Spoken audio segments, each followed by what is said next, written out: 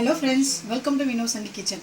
இன்றைக்கி நல்லா காரசாரமாக மசாலாலாம் வறுத்து அரைச்சி பரோட்டா சால்னா சிக்கன் வச்சு எப்படி செய்யறது அந்த வீடியோவில் பார்க்க போகிறோம். நல்லா டேஸ்டியாக இருக்குங்க. நல்லா தண்ணியாக நல்லா வாசனையாக சூப்பராக இருக்கும். வீடியோவை ஸ்கிப் பண்ணாமல் முழுசாக பாருங்கள். வீடியோ பிடிச்சிருந்தா மறக்காமல் என் சேனலை சப்ஸ்கிரைப் பண்ணுங்கள், லைக் பண்ணுங்கள், ஷேர் பண்ணுங்கள். வாங்க இப்போ இதை எப்படி செய்யறதுன்னு பார்க்கலாம். ஒரு பாத்திரத்தில் ஒரு ஸ்பூன் எண்ணெய் விட்டுக்கலாம்.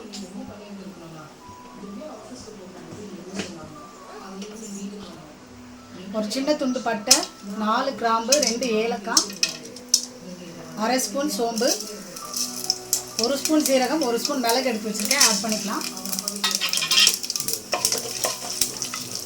இது கூடவே 1 ஸ்பூன் தனியா, 3 வரமிளகா, 1 பச்சை மிளகாய் ஆட் பண்ணிக்கிறேன்.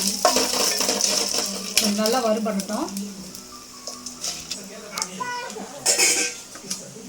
கருவேப்பிலை கொஞ்சமாக ஆட் பண்ணிக்கிறேன். இது கூடவே ஒரு அரை கப்பு தேங்காய் துருவி வச்சுருக்கேன், ஆட் பண்ணிக்கலாம்.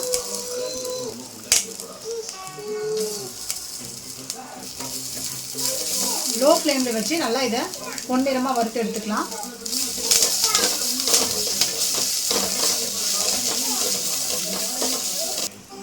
தேங்காய் லைட்டாக வறுபட்டுருக்கு. இப்போ நம்ம ஒரு 3/4 ஸ்பூன் கசகசா ஆட் பண்ணிக்கலாம். கசகசா சேர்த்து நல்லா பொன்னிறமாக வறுத்து எடுத்துக்கலாம்.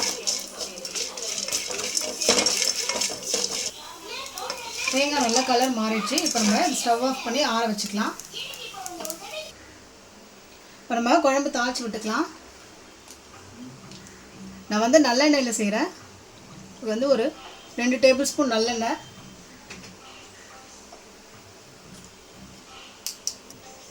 எண்ணெய் சூடாயிடுச்சு. ஒரு சின்ன துண்டு பட்டை, பிரியாணி இலை, அரை ஸ்பூன் சோம்பு சேர்த்துருக்கேன், ஆட் பண்ணிக்கலாம்.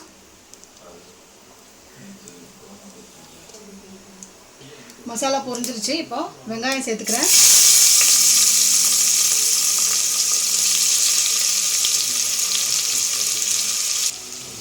நான் வந்து ஒரு பெரிய வெங்காயத்தை நல்லா பொடியாக நறுக்கி சேர்த்துருக்கேன். இது வதங்கிறதுக்காக குழம்புக்கு தேவையான அளவு உப்பை இப்போயே ஆட் பண்ணி நல்லா வதக்கிக்கலாம்.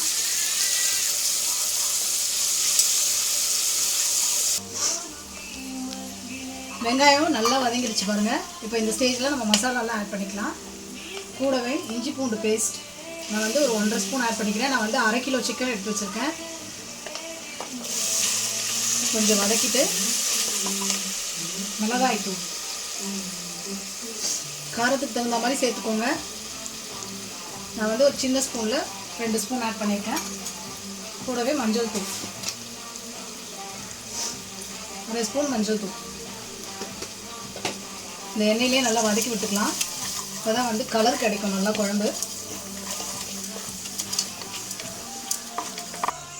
2 தக்காளியை சின்ன சின்னதாக வெட்டி வச்சுருக்கேன், அதை ஆட் பண்ணிக்கலாம்.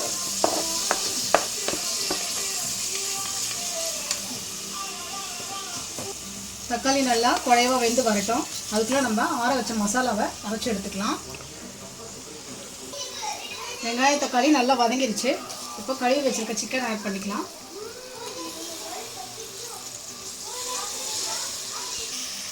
சிக்கன் பீஸ் வந்து கொஞ்சம் எலும்பாக இருக்கிற மாதிரி ஆட் பண்ணுங்கள். அப்போ தான் சால்னா வந்து நல்லா ருசியாக இருக்கும். எலும்போடு சேர்த்து செய்யும்போது தான் நல்லா இது மசாலாவே நல்லா கலந்து விட்டுக்கலாம்.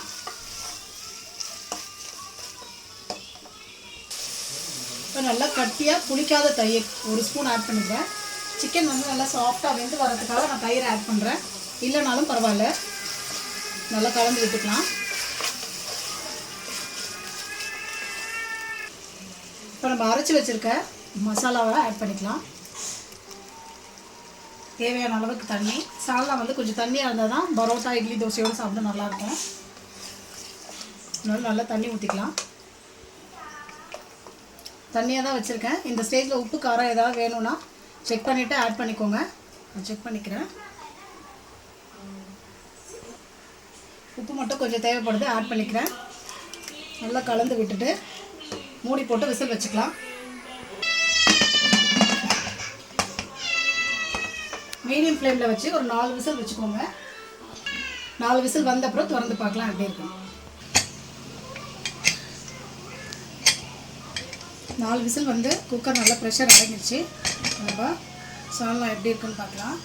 நம்ம ஊற்றின எண்ணெய்லாம் நல்லா பிரிஞ்சு ரொம்ப கலர்ஃபுல்லாக சூப்பராக இருக்குது பாருங்கள். நல்லா தண்ணியாக இருக்குது. இது வந்து இட்லி, தோசை, சப்பாத்தி, பரோட்டாவுக்கு இன்னும் அட்டகாசமாக இருக்கும். நீங்களும் இதே மாதிரி செஞ்சு பாருங்கள். செஞ்சு பார்த்துட்டு எப்படி இருந்துச்சுன்னு கமெண்ட்ஸும் சொல்லுங்கள். வீடியோ பிடிச்சிருந்தால் மறக்காமல் என் சேனலை சப்ஸ்கிரைப் பண்ணுங்கள், லைக் பண்ணுங்கள், ஷேர் பண்ணுங்கள். தேங்க்யூ.